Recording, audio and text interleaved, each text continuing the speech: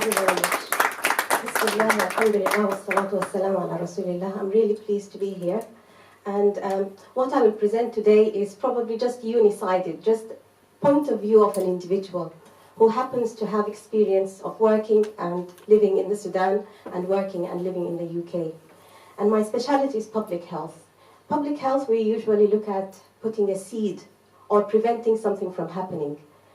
So we can't do that alone. So when I present to you today as just one person standing, I think it's just a call to action that we should all maybe add and contribute to the ideas that I will present.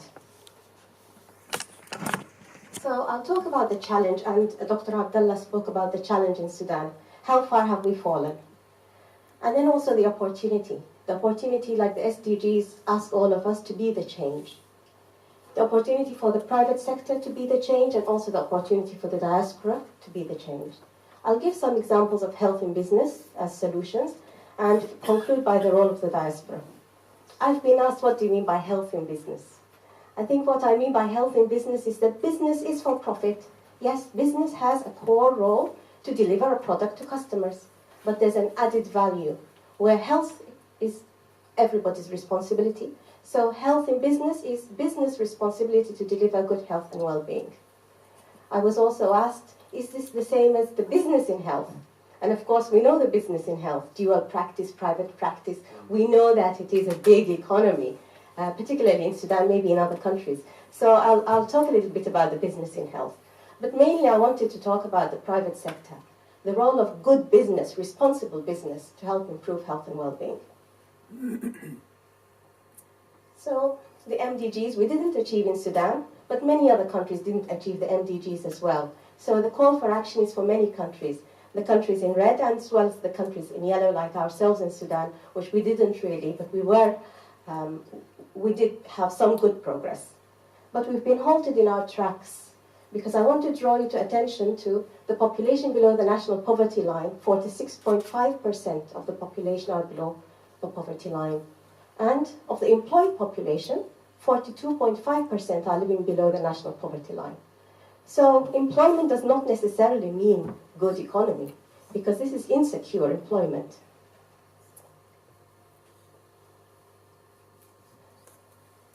We didn't achieve the under 5 mortality rate or the infant mortality rate. And we didn't achieve the maternal mortality rate, even though we thought initially we had good progress.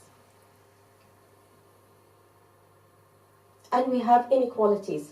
So children born in River Nile, in South Kordofan, in South Darfur, West Darfur, do not have the same life chances, nor does the women. So this is maternal mortality rate. We have very high maternal mortality rate in some areas with the lowest number of health providers. So the brain drain and the movement of health professionals, education professionals, from villages to towns, from towns to Khartoum, from Khartoum to outside the country, all of that has impacted on the delivery of actual health services and the delivery of education, schools, and a range of other services in rural areas. So why do I stand here today? I think that economic problems have economic solutions. And if this has been an economic problem, then the only way to solve it is we have to tackle it by terms of looking at the economic solutions. So what's the opportunity to be the change? The main determinants of poverty in Sudan have been the conflict, the overdependence on oil, ignoring the agricultural and veterinary animal husbandry sector, unequal distribution of resources, and lack of governance, sanctions, embargoes. That goes on, but they haven't gone away. And Sudan still has the potential to be the food basket for the world or for the Arab world, because it still does have the River Nile going through it, so fertile lands. There is potential there for abundant natural resources. And those opportunities have not gone away either. So how can we make the best of these opportunities? How can we bring out these resources to overcome the challenges? The SDGs show us one way of partnership, but it's actually, you have to do them all together. You can't focus on just one. So if I talk about good health and well-being, you can't have good health and well-being where there's poverty, or where there's hunger, or where there's inequalities. So when I stand as a director of public health asking, really calling to action around reducing inequalities and improving health and well-being, I suppose I'm saying all of us need to work in our sectors to make sure that we are achieving that health and well-being. So even in the private sector, what are you doing to reduce inequality? What are you doing to improve health and well-being? So health in all policies, health in business, health in any policy. I think Sudan should focus on sustainability because that's a way in which partners can collaborate across sectors. And because we have the resources, I think we should be looking at productivity. We should produce goods and products, not just services. So if we have that abundance, we should be making use of that. And there are shared priorities between health and the economy, agriculture, animal husbandry, welfare and education, which Dr. ABDEL pointed to. So these cross-sectoral collaborations are one way in which we can boost each other's sectors, because the SDG laid out each of the sectors separately, but collectively there is more of an impact. So collectively we should be looking at environment, sanitation and water. We should be looking at education and best start for children. We should be looking at productivity for the economy, but at the same time looking at workers' well-being. We should be looking at microfinance as well as macrofinance to help people start to sort of work their way out of poverty. And the new sector, technology, telecoms, brings opportunities for mobile health and mobile money.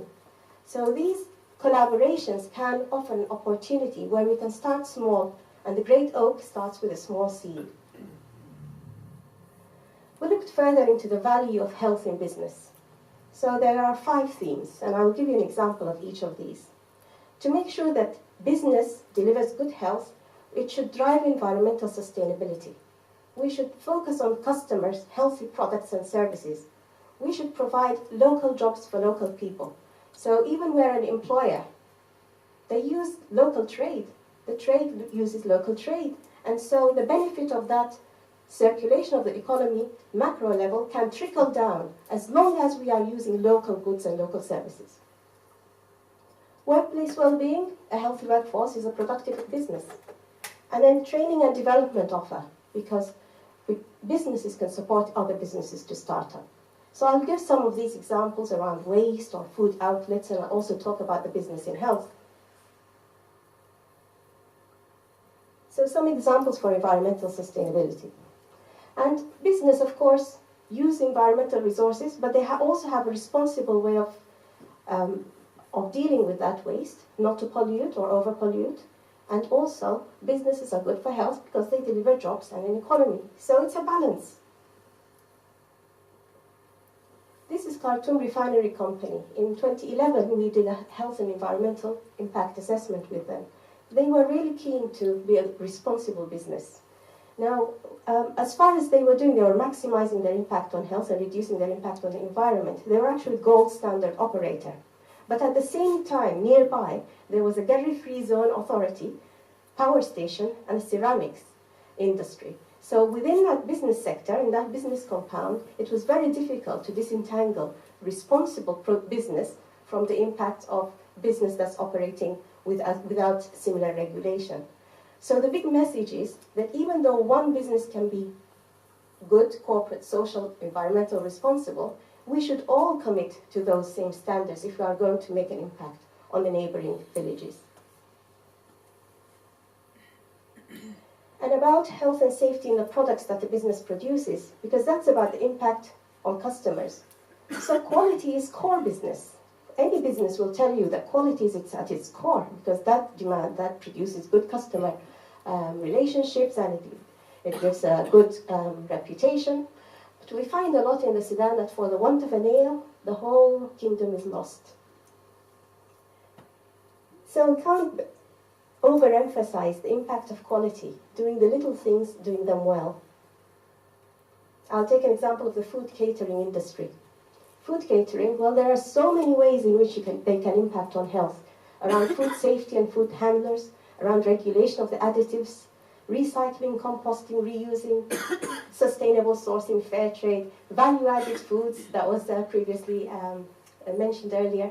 So there's a lot that the food and catering and hospitality industry can provide to good health, only by delivering good quality products to services, to their customers. And workplace well-being, the value of jobs. Well, it makes commercial sense. Everybody will tell you that. That wellness programs can reduce staff turnover, improve retention by 10% to 25%. That businesses with active workforces are more productive. So, good workplace well-being makes good health. And of course, we know that people who live in an area also work in an area. So by good workplace health, you can also have an impact on health of people living in that area. But the problem is insecure employment, which we've just seen before, in that the employment doesn't give you enough of a living wage. So you try to find a second job and a third job, etc. And if we can break that down, we know that there's initiatives around minimum wages. If we can break down that issue around living wages, I think that that will be really one of the big wins. But there is no money, so where will the money come from? I believe that there is a way to increase local economies by working within the local jobs for local people, making sure that your supply chain is actually looking after its workforce. So even big business has an impact on smaller businesses in that way. But it's a long haul for this. So where do we find the money? That's an economic solution. You can't ask me, and I'm a doctor. So we need to ask our colleagues in economy. So local jobs and supply chains. If we look at the weight of the economy, not the GDP for health. So less than 8% is spent on health. But what about if we can use the whole 100% of government funding to improve health? In my town, we've got a very little public health investment that goes in, and the rest is invested in health, the rest of health and social care. You can see that public health as in prevention is a very minute section. So how can I use the rest of the health and social care budget to maximize the impact on health? So if all businesses were looking like that, then beyond the bit that they control, more to the segment that they influence and the partnerships that they can bring, you can leverage a lot of the economy weight to deliver better health. So how can the business in health deliver good health and well-being for everyone? So by linking business and economic partnerships with health and well-being, so doctors start talking to economists, and all of the supply chains of the healthcare institutions, if they purchase goods and services from local suppliers with good social value, if they help develop and strengthen the SMEs which they trade with, if they increase the productivity using sustainable products. So these are the ways in which local jobs and supply chains can improve health and well-being by using the weight of the full economy. And looking at market segments or corporate social responsibility, the business in health has so far focused on profits, the urban healthcare market. But what about the rural market? Private practice, dual practice, these are drains on the healthcare sector. So how can we turn these around? Is if we can consider all of private practice as a healthcare ecosystem. We make sure that there is good quality catering and hospitality, good quality waste management and environmental footprint, that they are using good value supplies and local medicines, infection control and decontamination. So if the private sector is caring for its delivery and quality in delivery, caring for supply chains, making sure that it's meeting all these standards, that will have a dividend, an additional dividend, more and over and above profit. And rural solutions, where would rural solutions be? Because we won't have much business in health in rural areas. We have fragmented services and weak referral systems. So I think that the system solution is one which really looks at global development, rural development and infrastructure across sectors. We asked doctors, why don't you work in rural areas, but they work in Saudi rural villages? And they've said, well, because where would my teacher go? Where would my children go to school? And my wife is looking for a job too. And we can't get to places. So health, education, transport, telecommunications, and agriculture, they're all linked, and it has to be a full package of rural development. So where does the private sector come in? With the telecommunications industry, I mentioned mobile health and mobile money. So it can be a mechanism where people are connected with each other. Mobile phones reached, at this point in time, 80% of the population have a mobile phone. So it can be used as a way to pay health insurance premiums, or it can be used as a way to pay health workers in remote areas, and it can also bring healthcare services nearer to where people live. So these are ideal partnerships. How can we get there? What is the role of the diaspora? I think the role of the diaspora is in the power of the collective. We are versatile experts from a number of sectors. We're multidisciplinary. So we can come together and we can have some strategic visioning that cross these sectors. We've been so far offering remote advice and assistance to our colleagues, so just within our sector. We've been mentoring, teaching, we've been offering knowledge transfer. But I think now is the time for diplomacy, diaspora diplomacy, where partnerships of diaspora come together with some unique potential solutions to try out with our colleagues in Sudan. So I propose a social value enterprise, which brings the best of health and business. It is a business, but not for profit. It should be a business which is about investing the social dividend back into the communities. So multidisciplinary diaspora partnerships can partner with local talent within the communities, either as champions or entrepreneurs. Well, where's the money going to come from? NGOs, aid, humanitarian-sponsored remittances. We can even go back on programs, managed returnship programs, where you have a team of specialists across sectors will be there to oversee this program of work at any point in time. So what would we look to get out of this enterprise? Some research and development, some goods and products, definitely.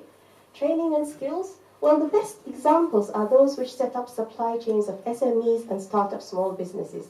So if we go back, if we have this as one of our objectives, is to develop an enterprise that develops other enterprises, I think we would be onto a really good cascade. Okay. So those are a few ideas, unicided from myself, and I'm hoping that you can collaborate your ideas and we can work together on that.